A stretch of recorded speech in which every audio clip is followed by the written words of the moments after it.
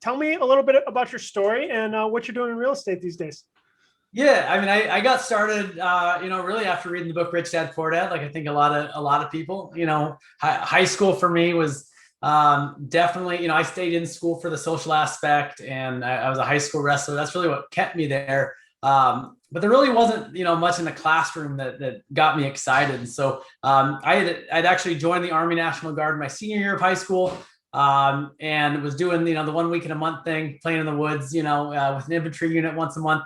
And a couple years after high school, read Rich Dad Poor Dad, and I said, "This is what I'm doing. I'm gonna start building wealth through real estate." Went and told everyone, and then I got deployed about a year later. And so, off and on that deployment, I was telling my buddies like, "Hey, I'm gonna come back and I'm gonna build this real estate empire." And a lot of them were like, "Man, you're an idiot. Like, how are you gonna do that?" And I was living in my buddy's attic for $100 a month prior to the deployment. So, they really thought like, well, how are you going to do this? And I didn't know how, actually. I just knew that I wanted to. And I said, I don't know how, but I'm going to find a way.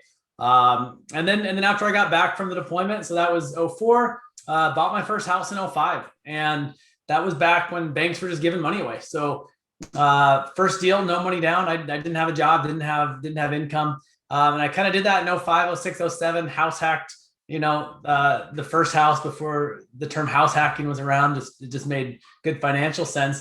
And by 2008, banks weren't giving money away anymore. So I had 3 single family homes. They cash flowed a little bit. And I went back to the bank and they said, "Hey, you're crazy. We're not going to give you a loan. You actually have to have an income and job and a down payment and all these things that I didn't have before." And it wasn't a problem, but now it was. And so that was kind of the beginning of my journey. And 2009 is when I decided, well, it was actually 2008, 2009. I looked for about a year, but put my first seller finance deal together. And that first seller finance deal, basically replaced my minimum wage job. And I just kind of went full into it from there on.